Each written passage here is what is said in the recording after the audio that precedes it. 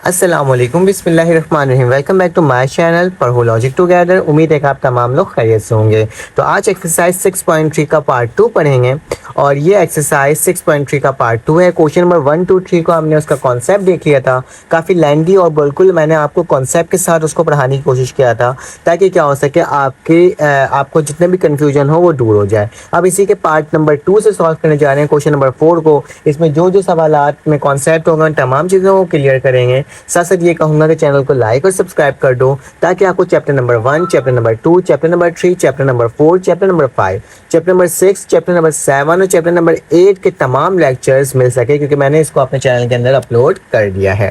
तो चलें आ जाते हैं, इसको सॉल्व करते हैं। आपने इंटीग्रेशन करना है विद सब्स्टिट्यूशन मेथड, और इंटीग्रेशन किसका करना है? आपके पास ट्रिग्नोमेट्रिक फंक्शन के तहत करना है। तो ये सवाल में लिखा हुआ आएगा। याद रखना लास्ट टाइम हमने कॉन्सेप्ट देखा था कि अगर a का स्क्वायर होगा और x का स्क्वायर होगा, बीच में माइनस का निशान होगा, मतलब जो कांस्टेंट टर्म पहले होगा तो उसमें सब्स्टिट्यूट क्या करोगे? x बराबर होता है किसके? a साइन थीटा के। अगर मेरे पास x का स्क्वायर हो और मेरे पास a का स्क्वायर है, मतलब वेरिएबल, और दूसरा आपके पास कांस्टेंट टर्म प्लस हो रहा हो, तो मेरे पास क्या होता है? a tan थीटा होता है, ठीक है। और अगर मेरे पास वेरिएबल माइनस हो किससे? कांस्टेंट टर्म से, तो हम सब्स्टिट्यूट क्या करेंगे? a sec थीटा करेंगे, ठीक है। तो चलो आ जाते हैं, इस सवाल को सॉल्व करते हैं और देखते हैं ये कहाँ यूज़ किया जाएगा।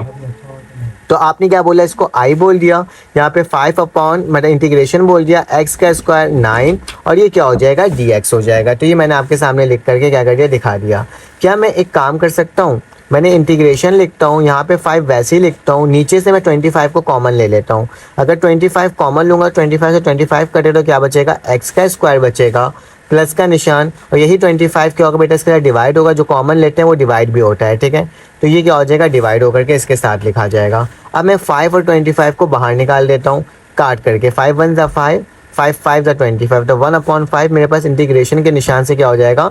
बाहर निकल जाएगा। तो यहाँ क्या बचेगा? ऊपर 1 बचेगा और नीचे क्या बचेगा? x का स्क्वायर प्लस, अगर मैं इस वाली टर्म को ऐसे लिख दूँ 3/5 का होल स्क्वायर, तो भी कोई फ़र्क इसको नहीं पड़ेगा, ठीक है। तो मैंने इसको इस तरह से इसलिए लिखा है, क्यों?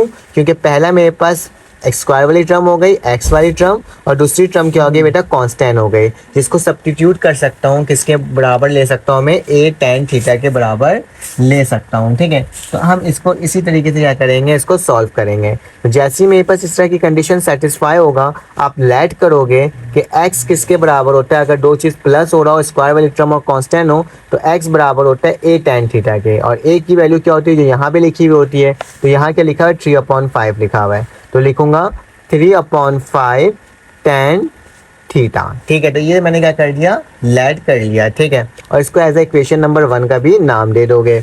अब क्या करते हैं? जो भी लेट करते हैं उसका डेरिवेटिव लेते हैं। तो dx अपॉन, चूंकि थीटा दिया हुआ है तो किससे होगा? d थीटा से होगा। याद रखना डेरिवेटिव में जो कांस्टेंट टर्म होता है वो तो वैसे ही उतर जाता है, तो मैंने क्या कर दिया? वैसे ही उतार दिया। और tan थीटा का जो मेरे पास डेरिवेटिव होता है वो क्या होता है? sec स्क्वायर थीटा होता है, ठीक है। तो ये टर्म आ गई। अब उठा के इसको उधर ले जाओ, क्योंकि मुझे क्या करना है? एक एक करके सॉल्व करना है ना। तो मैं क्या कर रहा हूँ? इसको उस साइड ले जा रहा हूँ और देखता हूँ मेरे पास क्या होता है। इसको अगर उठा के मैं उधर ले जाऊँगा थीटा को, तो dx की जो वैल्यू है वो क्या आ जाएगी मेरे पास? 3/5 tan थीटा, और d थीटा उधर जाएगा तो क्या हो जाएगा? d थीटा हो जाएगा, ठीक है। तो ये मेरे पास एक टर्म बन करके आपके सामने आ चुकी है, ठीक है। अब ज़रा गौर से देखो, तो जहाँ जहाँ x होगा वहाँ वहाँ क्या पुट कर दूंगा? 3/5 tan थीटा, और जहाँ जहाँ dx होगा वहाँ क्या पुट हो जाएगा? 3/5 tan थीटा। तो मैं यहाँ पे आपको वैल्यू पुट करके दिखाता भी हूँ, ठीक है। तो इंटीग्रेशन का निशान मैंने वैसे ही डाला, ये मैंने वैसे ही लिखा। 1/5 जो लिखा हुआ था 1/5 को वैसे ही लिख दिया। ऊपर 1 लिखा हुआ था 1 वैसे ही लिख दिया। ये dx को ऐसे ही रहने देना है, ठीक है। यहाँ पे dx लिखा नहीं था तो लिख लेना, ठीक है। तो ये हो जाएगा, नीचे क्या आ जाएगा? x का स्क्वायर। बेटा x के स्क्वायर की जगह क्या आएगा? 3/5, तो क्या लिखूंगा? 3/5, और फिर क्या बेटा उसके साथ साथ tan थीटा, तो क्या लिखूंगा? tan थीटा, और उसके ऊपर क्या लगा दूंगा? स्क्वायर लगा दूंगा। तो मैंने क्या लगा दिया? स्क्वायर लगा दिया। यहाँ तक तो कोई मसले की बात नहीं होगी। फिर प्लस का निशान है, 3/5 का होल स्क्वायर जैसे लिखा हुआ है मैंने वैसे ही लिख दिया, ठीक है। उसमें कोई चेंजेस नहीं आ रही। और जो मेरे पास dx की जो वैल्यू है वो क्या आई थी? ये आई थी। तो क्या आ जाएगा? dx की जगह मेरे पास 3/5 आ जाएगा, ठीक है। और tan थीटा, ठीक है। और यहाँ पे क्या हो जाएगा मेरे पास? d theta. तो मैंने क्या लिख दिया? d थीटा लिख दिया।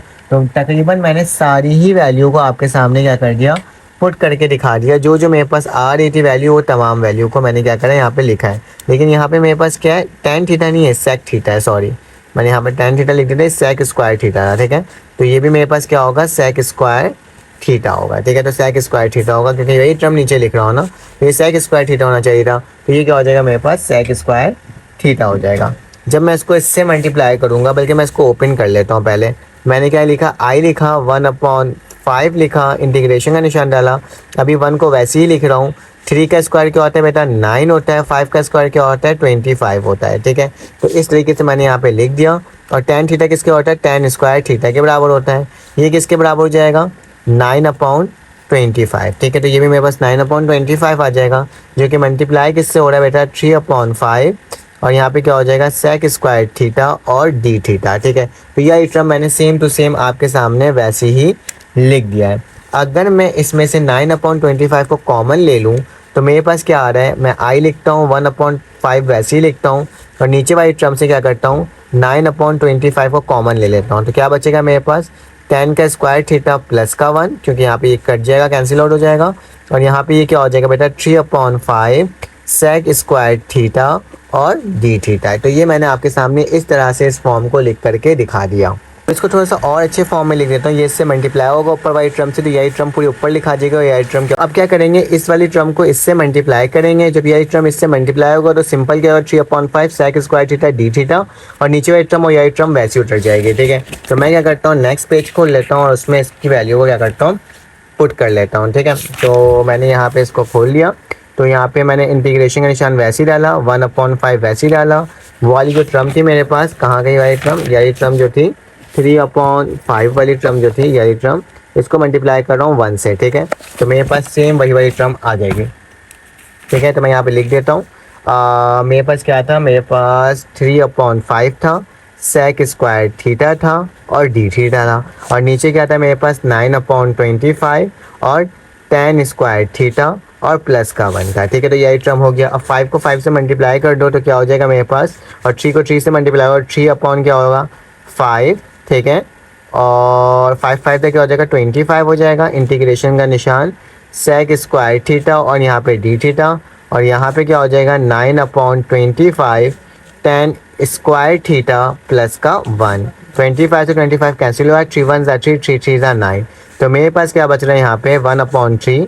तो क्या लिख दूंगा, 1/3, और यहाँ पे sec square theta d theta, और नीचे क्या आ जाएगा, 10 स्क्वायर थीटा और प्लस का 1। तो आपको पता है 10 स्क्वायर थीटा प्लस का 1 किसके बराबर होता है, सेक स्क्वायर थीटा के बराबर होता है। तो क्या करूँगा, तो यहाँ पे तो वैसे ही लिख दूंगा, sec square theta d theta upon क्या आ जाएगा, दोबारा से sec square theta. Sec square theta से sec square theta cancel out हो जाएगा। तो मेरे पास क्या आ रहा है, 1/3 इंटीग्रेशन ऑफ डी थीटा। याद रखना, जब भी कांस्टेंट टर्म होता है और हम इंटीग्रेशन लेते हैं तो ये वाली वैल्यू कैंसिल आउट होकर के क्या आ जाता है, मेरे पास सिर्फ और सिर्फ थीटा आ जाता है, ठीक है। जो भी वेरिएबल होता है वो आ जाता है। तो 1/3 थीटा हो जाएगा और प्लस का क्या हो जाएगा, सी। अब मुझे थीटा की वैल्यू को फाइंड आउट करना होगा। थीटा की वैल्यू क्या है, आपको याद होगा हमने शुरू में क्या किया था, किसी चीज़ को लेड किया था। क्या किया था कि x बराबर है 3/5 tan थीटा के। तो इसमें से थीटा की वैल्यू फाइंड आउट कर लेंगे, ठीक है। तो फाइंड आउट कर लेते हैं। तो मेरे पास क्या हो जाएगा, हमें मालूम था कि मेरे पास जो x था ना, वो क्या था, x जो बराबर था 3/5 tan थीटा के, यही था ना, एज वी नो डैट, हमने यहाँ पे करा था x बराबर 3/5 tan थीटा। तो मैंने भी यहाँ पे वही टर्म लिखा है, एज वी नो डैट, हमें मालूम है। तो मुझे मेरे थीटा की वैल्यू चाहिए, तो इसको इधर जाके मल्टीप्लाई कर दो तो क्या हो जाएगा, 5x, 3 यहाँ पे मल्टीप्लाई हो जाएगा, क्या हो जाएगा, डिवाइड हो जाएगा, और tan थीटा हो जाएगा। थीटा की वैल्यू निकालना है, tan को उधर ले जाओ तो क्या हो जाएगा, tan इनवर्स 5x/3। तो थीटा की वैल्यू मेरे पास क्या आई है, ये आई है। तो जहाँ थीटा होगा वहाँ ये पुट कर दूंगा। तो लिखता हूँ मैं आई, ठीक है, 1/3, इस थीटा की जगह क्या आ जाएगा, ये आ जाएगा tan इनवर्स 5x/3 और प्लस का क्या हो जाएगा, सी। तो ये आपका क्या होगा, इस सवाल का जवाब होगा, जो कि हमने देखो कितना आसान तरीके से निकाल लिया। अगर आपको इसका स्क्रीनशॉट लेना है तो आप इस तरीके से स्क्रीनशॉट ले सकते हो, ठीक है। और ये मेरे पास क्या हो जाएगा, इसका पूरा जवाब हो जाएगा। अगर चाहो तो आप इस तरीके से ले सकते हो, ठीक है। अब हमारे पास क्वेश्चन नंबर 5 आ गया, इसको भी सॉल्व कर लेते हैं। तो मैं क्या करूँगा, सोल्यूशन करूँगा। इसमें इससे घबराना मत कि पावर लगा हुआ, उससे कोई फ़र्क नहीं होगा। बस आपको जिस तरह से मैंने समझाया है ना, उसी तरीके से आपने क्या करना है, इसमें इम्प्लीमेंट करना है सवाल को भी, ठीक है। तो 4 प्लस एक्स का स्क्वायर और पावर क्या है 3/2। याद रखना इसको इस तरह से लिख सकते हैं क्या, मैं डी एक्स मैंने वैसे ही लिख दिया, 2 का स्क्वायर एक्स का स्क्वायर, ठीक है, और ऊपर क्या लिख दिया 3/2। आपको मालूम है जब भी कांस्टेंट टर्म किसी भी टर्म से प्लस हो रहा होता है वेरिएबल टर्म से, तो मैं उसको लेट कर सकता हूँ कि एक्स जो बराबर होगा वो क्या होगा 8 tan थीटा के। तो ए की वैल्यू क्या है 2 है, तो 2 क्या हो जाएगा tan थीटा के। तो मैंने आपके सामने क्या कर लिया, इसको लेट कर लिया। अब क्या करना होगा, जो चीज़ लेट करते हो उसका क्या लेते हो, डेरिवेटिव लेते हो, ठीक है। तो इसका डेरिवेटिव लेंगे तो क्या होगा D x upon D theta, 2 को वैसे ही रहने देंगे, tan थीटा का मेरे पास डेरिवेटिव क्या होता है सेक स्क्वायर थीटा होता है, तो सेक स्क्वायर थीटा हो जाएगा, ठीक है। और इसको उधर ले जाओ तो डी एक्स की क्या हो जाएगी वैल्यू फाइंड आउट होकर आ जाएगी कि 2 सेक स्क्वायर थीटा और डी थीटा, ठीक है, ये मैंने लिख दिया। अब इन सब की जगह वैल्यू को पुट करना होगा, तो मैं आई वैसे ही लिखता हूँ, इंटीग्रेशन वैसे ही डालता हूँ, डी एक्स की जगह क्या हो जाएगा, ये वाली टर्म आ जाएगी, क्या आ जाएगी 2 sec square theta d theta, नीचे क्या है मेरे पास 2 का स्क्वायर क्या होता है 4 प्लस एक्स की वैल्यू क्या होगी, एक्स की वैल्यू जो मेरे पास गिवन होगी क्या है 2 tan थीटा, तो क्या हो जाएगा 2 tan थीटा, और इसके ऊपर क्या लग जाएगा स्क्वायर लग जाएगा, फिर करली ब्रैकेट भी लग जाएगा, ठीक है। और करली ब्रैकेट लगने के बाद क्या हो जाएगा मेरे पास 3/2 हो जाएगा, ठीक है। तो इस तरीके से मैंने लिख दिया कि डी एक्स की जो वैल्यू होगी मेरे पास, जो डी एक्स की वैल्यू है, मैं देखा कि रिकॉर्ड नहीं हुआ था, मैं आपको दिखा देता हूँ। डी एक्स की जगह क्या लिखा है मैंने, डी एक्स की जगह ये वाली वैल्यू लिखा है क्योंकि डी एक्स की वैल्यू ये थी, ठीक है।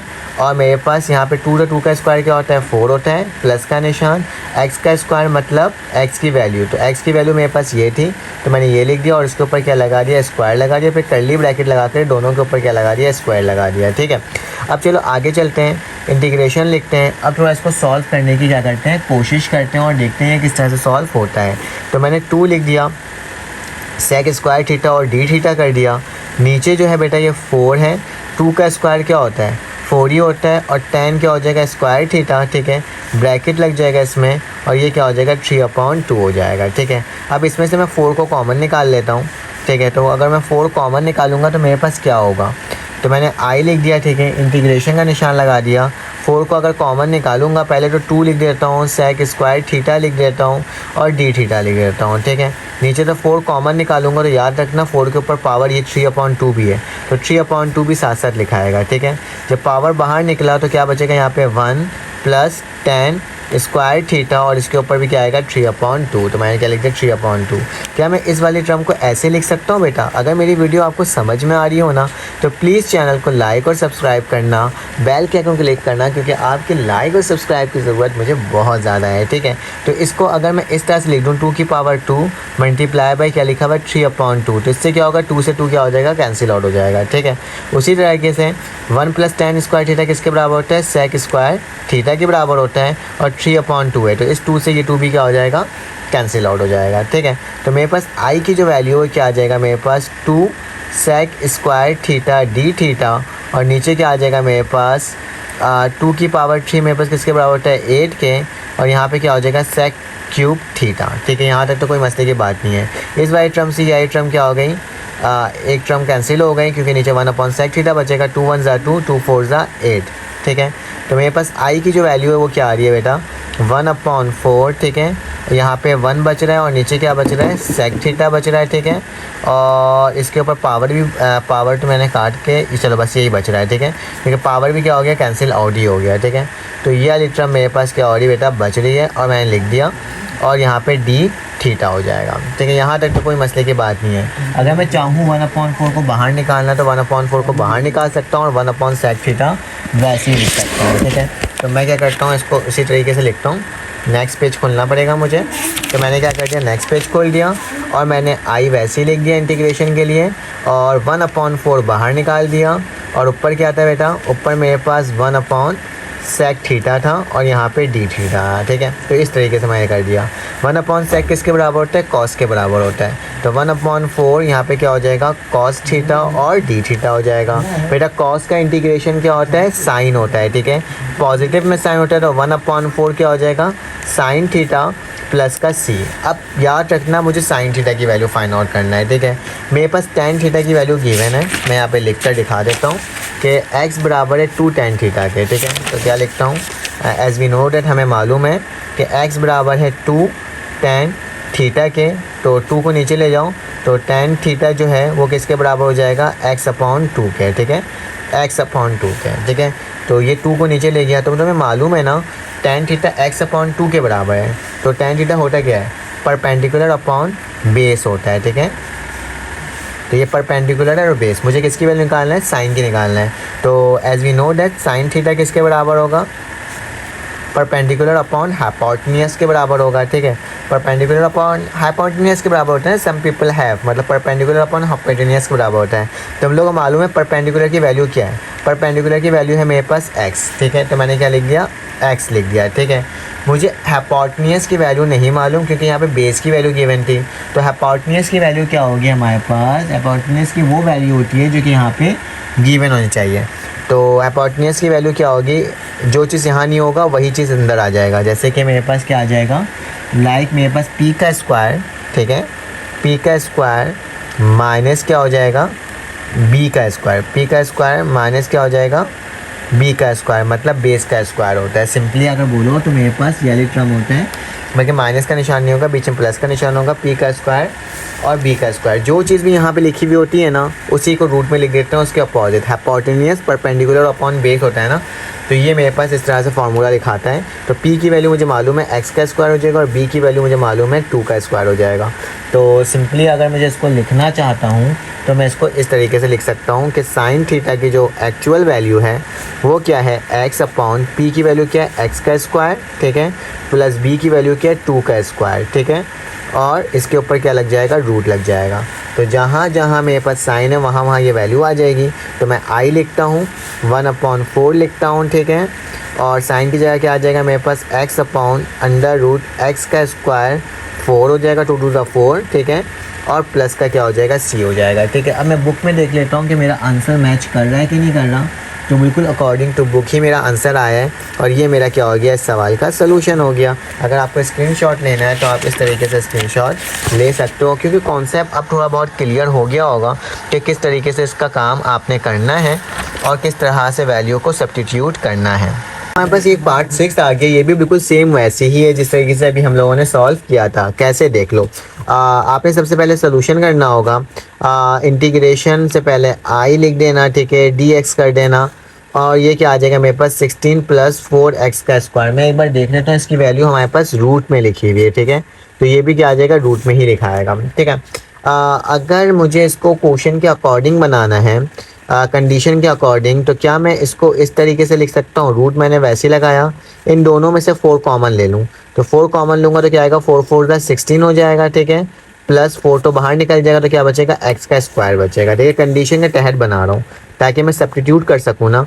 तो ये क्या हो जाएगा, dx हो जाएगा, बेटा ये 4 रूट से निकलेगा तो क्या हो जाएगा, 2 हो जाएगा, और ये वाली टर्म क्या हो जाएगी, रूट क्या आ जाएगा, 2 का स्क्वायर प्लस x का स्क्वायर। तो यही कंडीशन बनाना होता है मुझे, 2 का स्क्वायर जो भी कांस्टेंट टर्म होना चाहिए, ठीक है, और वो वेरिएबल के साथ प्लस हो। तो मैं इसको लेट कर सकता हूँ कि x बराबर है किसके, 2 tan थीटा के। तो 2 tan थीटा मेरे पास यहाँ पे आ गया, 1/2 को बाहर निकाल दो तो क्या हो जाएगा, 1/2 बाहर निकल जाएगा, ठीक है, और यह टर्म dx/√2 का स्क्वायर प्लस x का स्क्वायर। इसका इंटीग्रेशन ले लो तो इंटीग्रेशन क्या आएगा, dx/d थीटा, और ये 2 वैसे उतर जाएगा, sec स्क्वायर थीटा हो जाएगा, ठीक है। इसको उठा के उधर ले जाओगे तो dx की वैल्यू क्या आ जाएगी मेरे पास, 2 sec स्क्वायर थीटा और d थीटा, ठीक है। तो इन सब की वैल्यू इसके अंदर पुट कर दो तो देख लेते हैं क्या आती है मेरे पास। तो 1/2 तो वैसे उतर जाएगा, dx की वैल्यू क्या हो जाएगी, ये पूरी हो जाएगी, 2 sec स्क्वायर थीटा और d थीटा। नीचे वाली टर्म की जगह क्या आ जाएगा, रूट लगेगा, सेम मैंने रूट लगा दिया। 2 का स्क्वायर क्या होता है, 4 होता है, प्लस x की वैल्यू क्या होगी बेटा, जो मेरे पास गिवन होगा 2 tan थीटा। तो क्या लिख दूंगा मैं, 2 tan थीटा और इसके ऊपर स्क्वायर लग जाएगा, ठीक है, लगा दिया। अब 2 का स्क्वायर क्या होता है, 4 ही होता है। तो सेम वही काम कर रहे हैं जो इससे पहले हमने किया, लेकिन मैं एक बार फिर कहूँगा, अगर मेरे चैनल में आपको वीडियो मेरी समझ में आ रही है तो चैनल को लाइक और सब्सक्राइब करो, बेल के आइकन को क्लिक करो, ताकि इस तरह की आपको वीडियो फ़ौरन और वक्त से क्या हो सके, मिल सके, ठीक है। तो tan स्क्वायर थीटा मैंने कर दिया। अब इसमें से 4 कॉमन ले लो तो क्या आ जाएगा, 1/2 इंटीग्रेशन 2 sec स्क्वायर थीटा, ठीक है, डी थीटा। वैसे इसको मैंने कर दिया। अब क्या हो जाएगा, 4 कॉमन ले लेंगे, तो 4 कॉमन लेंगे तो यहाँ अंदर क्या बचेगा, 1 प्लस टेन स्क्वायर थीटा, ठीक है। तो वही वाली टर्म बच रही जो बचाना था मुझे, इसको अगर बाहर निकाल दूंगा तो क्या हो जाएगा, 1/2 इंटीग्रेशन 2 तो पहले से है, सेक स्क्वायर थीटा पहले से है, और अगर रूट से 4 बाहर निकलेगा तो 2 होगा, 2 से 2 कैंसिल आउट होगी और इसकी वैल्यू क्या हो जाएगी, सेक स्क्वायर थीटा, ठीक है। तो ये वाली टर्म भी और ये वाली टर्म भी क्या हो जाएगी, कैंसिल आउट हो जाएगी, क्योंकि मेरे पास सेम वैल्यू थी और सेम वैल्यू क्या हो जाता है मेरे पास, कैंसिल आउट हो जाता है। तो मैंने क्या कर दिया, इसकी वैल्यू को आपके सामने ही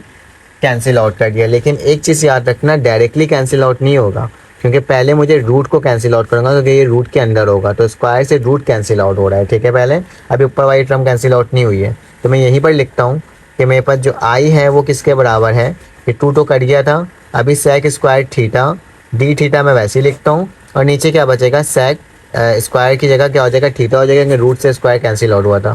तो यही टर्म कैंसिल आउट, यही टर्म कैंसिल आउट, और 1/2 जो लिखा हुआ था उसको वैसे लिख दूंगा। तो क्या आ जाएगा, 1/2 इंटीग्रेशन, यहाँ पे क्या आ रहा है, सेक थीटा और डी थीटा, ठीक है। सेक थीटा स्क्वायर नहीं है। अब क्या करना होगा, अब मुझे इसका इंटीग्रेशन लेना होगा। तो इंटीग्रेशन के लिए नेक्स्ट पेज खोलता हूँ, ये 1/2 मेरे पास सेम वैसे ही रहेगा। तो याद रखना इंटीग्रेशन कैसे लिया जा सकता है सेक का, आपको याद होगा, क्योंकि इससे पहले हमने बहुत दफ़ा इंटीग्रेशन लिया है सेक थीटा का, ठीक है। तो सेक थीटा का इंटीग्रेशन क्या होता है, 1/2 तो वैसे उतर जाएगा, natural logarithm of sec theta, और मेरे पास क्या होता है, प्लस का टेन थीटा और प्लस सी होता है, ठीक है। अब मुझे सेक की वैल्यू भी फाइंड आउट करना होगा, टेन की वैल्यू तो मुझे मालूम है, टेन थीटा जो है, टेन थीटा की वैल्यू फाइंड आउट करनी होगी और सेक थीटा की वैल्यू फाइंड आउट करनी होगी। तो चलो आ जाओ करते हैं। एज वी नो डैट कि x बराबर होता है किसके, टेन टू टेन थीटा के, क्योंकि जो मैंने नोट किया था यहाँ पे लिखा था x बराबर 2 टेन थीटा, तो मैंने वही यहाँ पे लिख दिया। 2 को नीचे ले जाओ तो क्या हो जाएगा, x/2 बराबर हो जाएगा किसके, टेन थीटा के। तो टेन थीटा की तो वैल्यू हमने फाइंड आउट कर लिया। अब सेक थीटा की वैल्यू फाइंड आउट करना है, तो सेक थीटा क्या होगा, सेक थीटा को हमें फाइंड आउट करना होगा। तो याद रखना इसमें थोड़ा सा लॉजिक लगाना होगा, तभी मेरे पास सेक थीटा की वैल्यू फाइंड आउट होगी। तो याद रखना कि सेक थीटा असल में बराबर किसके होता है, सेक थीटा बराबर होता है मेरे पास 1 कॉस थीटा के, ठीक है। याद होगा 1 कॉस थीटा के बराबर होता है, जबकि टेन थीटा जो होता है वो किसके बराबर होता है, यहाँ लिख देता हूँ कि टेन थीटा बराबर होता है मेरे पास sine theta upon cos theta, ठीक है। और मुझे मालूम है कि टेन थीटा एक और चीज़ के बराबर होता है, परपेंडिकुलर अपॉन बेस, ठीक है। तो ये मेरे पास टर्म आ रही है, ठीक है। तो मैंने यहाँ तक तो आपके सामने लिख करके दिखा दिया है। तो और टेन थीटा की वैल्यू भी मेरे पास गिवन है, क्या गिवन है, x/2 है, ठीक है। तो मेरे पास ये 2 तो आ रहा है, तो 1 क्या हो जाएगा, ये 2 हो जाएगा, ठीक है। लेकिन एक इशू आएगा इसकी वैल्यू को फाइंड आउट करने के लिए, ठीक है। कॉस की वैल्यू मुझे मालूम है b है, और b मेरे पास क्या है, 2 है, ठीक है। तो बेस मेरे पास क्या है, परपेंडिकुलर अपॉन बेस होता है ना, टिल परपेंडिकुलरली ब्लैक, ठीक है। तो यहाँ तक तो मैंने कर दिया। अब मुझे सेक थीटा की वैल्यू फाइंड आउट करना है, तो सेक थीटा की वैल्यू फाइंड आउट करने के लिए मुझे क्या लिखना होगा, हाँ तो ठीक है। लेकिन कॉस थीटा जो होता है, जो ये वाली वैल्यू है, वो भी किसी के बराबर होता है। कॉस थीटा बराबर होता है मेरे पास किसके, बेस अपॉन हाइपोटेन्यूज के बराबर होता है, ठीक है। तो मुझे मालूम है बेस की जो वैल्यू है वो क्या है, मेरे पास 2 है, तो मैं 2 लिख दूंगा।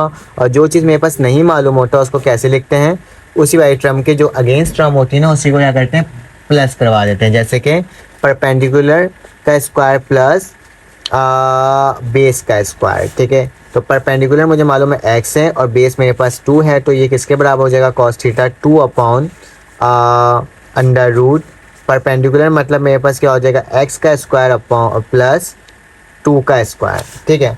अब ये तो मैंने कॉस थीटा की वैल्यू निकाल दिया। कॉस थीटा किसका रेसिप्रोकल होता है, सेक का। तो सेक थीटा किसके बराबर होगा, ये ऊपर और ये नीचे।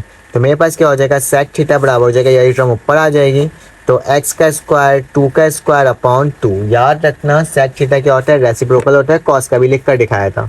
तो कॉस थीटा की वैल्यू फाइंड आउट करा, कॉस की वैल्यू फाइंड आउट करा, तो क्या करा मैंने, उसी को रेसिप्रोकल कर दिया, तो मेरे पास क्या आ गया, सेक थीटा की वैल्यू आ गई। अब इसमें इसकी वैल्यू को क्या करना होगा, पुट करना होगा। थोड़ा छोटा कर लेता हूँ ताकि आपको नज़र आए।